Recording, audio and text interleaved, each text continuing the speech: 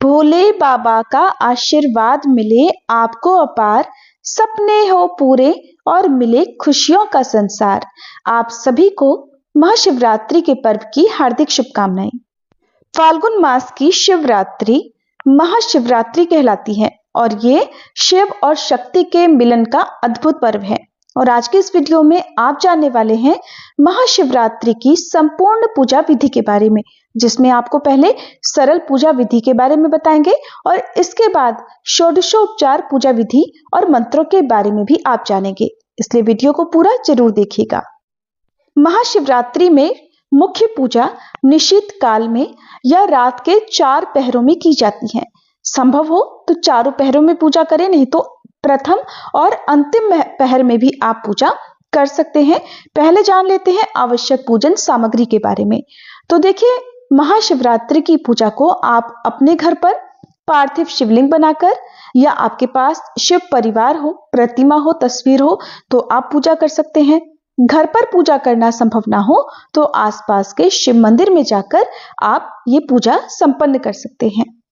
पूजा करने के लिए आपको एक साफ शिवलिंग या शिवजी की मूर्ति चाहिए। शिवलिंग आप तालाब आदि के किनारे की शुद्ध मिट्टी से खुद भी बना सकते हैं और जो शिवलिंग का आकार है वो अंगूठे से ज्यादा बड़ा नहीं होना चाहिए। दूध, दही, घी, शहद और शक्कर को मिलाकर पंचामृत तैयार करें।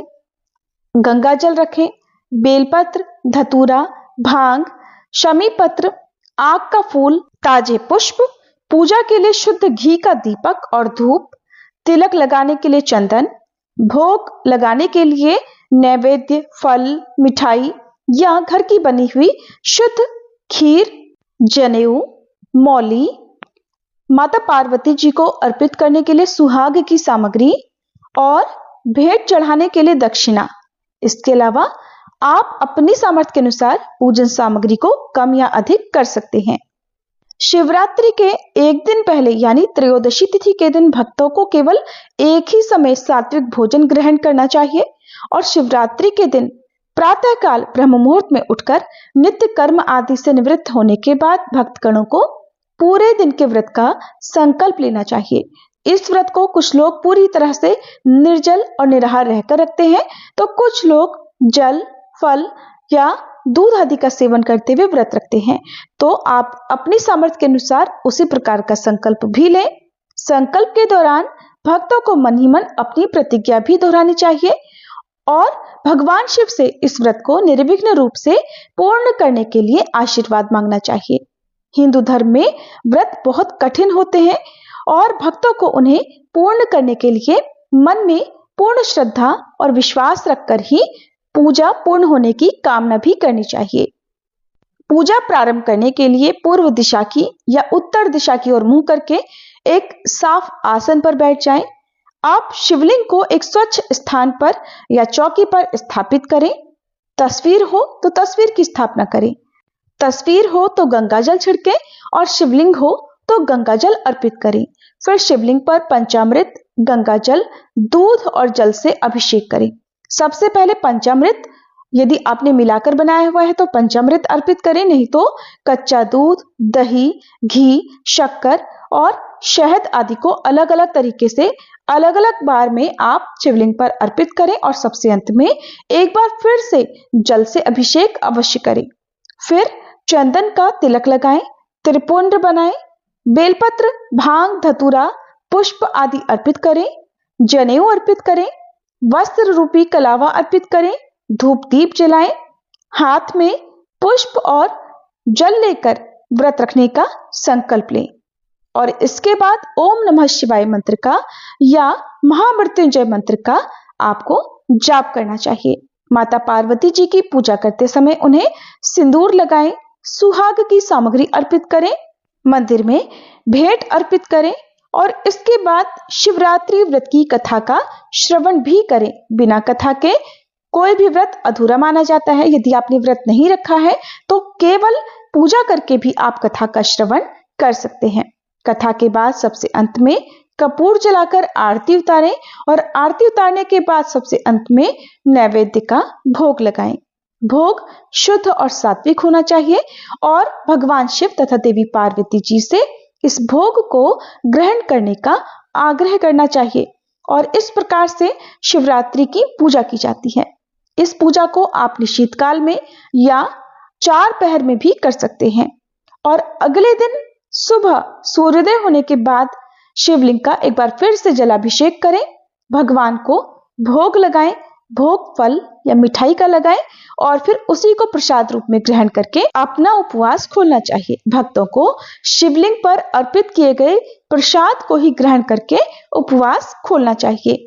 आइए आप जान लेते हैं भगवान शिव की षोडशोपचार पूजा या 4 पहर में जो विस्तृत पूजा की जाती है वो कैसे करनी है, किन किन मंत्रों का जाप आपको करना है। शिवरात्रि पर पहले पहर की पूजा से भक्तों का शरीर शुद्ध होता है, दूसरे पहर की पूजा से मन शुद्ध होता है, तीसरे पहर की पूजा से आत्मा पवित्र होती है, चौथे पहर की पूजा से ब्रह्म की सिद्धि होती है और इस तरह शिवरात्रि पर पहले पहर की पूजा दूध से, दूसरे पहर की पूजा घी से, तीसरे पहर की पूजा दही से और चौथे पहर की पूजा शहद से करनी चाहिए तथा अंत में हर बार गंगा जल अर्पित करके पूजा संपूर्ण करनी चाहिए। और इन 4 पहरों की पूजा में यदि आप रुद्राष्टाध्यायी के मंत्रों से पूजा ना कर पाए तो शिव पंचाक्षरी मंत्र का यानी ओम नमः शिवाय मंत्र का मन में जप करते हुए भी पूजा कर सकते हैं। षोडशोपचार पूजा विधि के बारे में जानने से पहले जान लीजिए कि कौन कौन से नियम हैं जिनका पालन आपको आज करना है। केतकी का पुष्प भगवान को अर्पित नहीं किया जाता है और इसके अलावा शिवलिंग की पूरी परिक्रमा भूलकर भी नहीं करनी चाहिए, आधी परिक्रमा ही की जाती है। भगवान शिव की पूजा में हमेशा शमी पत्र और बेलपत्र का डंठल तोड़कर उन्हें उल्टा करके ही शिवलिंग पर अर्पित करना चाहिए। शिवरात्रि की मुख्य पूजा आरंभ करते हुए सबसे पहले भगवान शिव का ध्यान करके फिर पूजन आरंभ करना चाहिए। ध्यान मंत्र है ओम सांगाय सायुधाय सांब सदा शिवाय नमः ध्यानात ध्यानम समर्पयामि। अब अपने दाहिने हाथ में जल और पुष्प लेकर व्रत रखने का संकल्प लें। अपना नाम, अपने कुल गोत्र का नाम लेकर किस तरह से जलाहार या फलाहार करके या पूरी तरह से निर्जल रहकर आप इस व्रत को रखना चाहते हैं उसका संकल्प लीजिए। अब हम संकल्प लेने के बाद आह्वान करेंगे, तो आह्वान करते समय शिवलिंग के या प्रतिमा के समक्ष दोनों हथेलियों को जोड़कर तथा दोनों अंगूठों को अंदर की ओर मोड़कर आह्वान मुद्रा प्रदर्शित करते हुए इस मंत्र का उच्चारण करेंगे। आवाहनम ओम सांगाय सायुधाय सांब सदा शिवाय नमः देवेशम आवाहयामि। अब आह्वान करने के बाद दोनों हाथों की हथेलियों को मिलाकर अंजलि बनाएं और अंजलि में 5 पुष्प लें और इस मंत्र का उच्चारण करते हुए शिवलिंग या प्रतिमा के समक्ष छोड़ दें। ओम सांगाय सायुधाय सांब सदा शिवाय नमः आसनम कल्पयामि। आसन अर्पित करने के बाद इस मंत्र का उच्चारण करते हुए भगवान शिव को चरण प्रक्षालन हेतु यानी चरण धोने के लिए जल अर्पित करेंगे। ओम सांगाय सायुधाय सांब सदा शिवाय नमः पाद्यम समर्पयामि। पाद प्रक्षालन के बाद अब इस मंत्र का उच्चारण करते हुए भगवान शिव को अभिषेक हेतु जल अर्पित कीजिए। ओम सांगाय सायुधाय सांब सदा शिवाय नमः अर्घयम समर्पयामि। इसके बाद यदि आप इस पूजा को 4 पहर में कर रहे हैं तो 4 पहर में जो भी प्रकार का अर्घ आप अर्पित करेंगे उस समय आपको इस मंत्र का उच्चारण करना है। ओम सांगाय सायुधाय सांब सदा शिवाय नमः प्रथम प्रहरस्य अर्घयम समर्पयामि। द्वितीय प्रहरे अर्घ्यम ओम सांगाय सायुधाय सांब सदा शिवाय नमः द्वितीय प्रहरस्य अर्घयम समर्पयामि। तृतीय प्रहरे अर्घ्यम ओम सांगाय सायुधाय सांब सदा शिवाय नमः तृतीय प्रहरस्य अर्घयम समर्पयामि। चतुर्थ प्रहरे अर्घ्यम ओम सांगाय सायुधाय सांब सदाशिवाय नमः। चतुर्थ प्रहरस्य अर्घ्यं समर्पयामि। अर्घ्य अर्पण करने के बाद इस मंत्र का उच्चारण करते हुए भगवान शिव को आचमन हेतु जल अर्पित करेंगे। ओम सांगाय सायुधाय सांब सदाशिवाय नमः आचमनीयं समर्पयामि। आचमन अर्पण करने के बाद आप भगवान शिव को स्नान हेतु जल अर्पित करते हुए इस मंत्र का उच्चारण कीजिए। स्नानम ओम सांगाय सायुधाय सांब सदाशिवाय नमः स्नानम समर्पयामि। स्नान अर्पण करने के बाद आप भगवान शिव को नवीन वस्त्र अर्पित करें। वस्त्र रूपी आप कलावा अर्पित कर सकते हैं या पीला वस्त्र अर्पित करें। वस्त्रम ओम सांगाय सायुधाय सांब सदाशिवाय नमः वस्त्रम समर्पयामि। वस्त्र अर्पित करने के बाद भगवान शिव को पवित्र सूत्र यानी जनेऊ यज्ञोपवीत अर्पित करते हुए इस मंत्र का उच्चारण करें। ओम सांगाय सायुधाय सांब सदाशिवाय नमः यज्ञोपवीतम समर्पयामि। यज्ञोपवीत अर्पित करने के बाद भगवान शिव को चंदन अर्पित करते हुए इस मंत्र का उच्चारण करें। ओम सांगाय सायुधाय सांब सदाशिवाय नमः गंधम समर्पयामि। चंदन अर्पित करने के बाद भगवान शिव को पुष्प अर्पित करते हुए कहें। पुष्पाणि ओम सांगाय सायुधाय सांब सदाशिवाय नमः पुष्पाणि समर्पयामि। पुष्प अर्पित करने के बाद भगवान शिव को धूप दिखाकर धूप अर्पित करते हुए कहें। ओम सांगाय सायुधाय सांब सदाशिवाय नमः धूपम आघ्रापयामि। अब शुद्ध घी का दीप भगवान शिव को अर्पित करें। ओम सांगाय सायुधाय सांब सदाशिवाय नमः दीपम दर्शयामि। दीप अर्पित करने के बाद अपने हाथ धोकर भगवान को अब नैवेद्य अर्पित करें और नैवेद्य में आप अलग अलग तरीके के फल या मिठाई सम्मिलित करके इस मंत्र का उच्चारण करके भगवान को अर्पित करें। ओम सांगाय सायुधाय सांब सदाशिवाय नमः नैवेद्यम निवेदयामि। नैवेद्य अर्पण करने के बाद आप भगवान शिव को तांबूल यानी पान सुपारी अर्पित करते हुए इस मंत्र का उच्चारण करें। ओम सांगाय सायुधाय सांब सदाशिवाय नमः तांबूलम समर्पयामि। तांबूल अर्पित करने के बाद कुछ दक्षिणा भगवान के चरणों में अर्पित करते हुए कहें। ओम सांगाय सायुधाय सांब सदाशिवाय नमः दक्षिणाम समर्पयामि। दक्षिणा अर्पित करने के बाद अब भगवान शिव की आरती उतारते हुए आप इस प्रकार से कहें। ओम सांगाय सायुधाय सांब सदाशिवाय नमः नीराजनम समर्पयामि। नीराजन करने के बाद परिक्रमा करते हुए इस मंत्र का उच्चारण करें।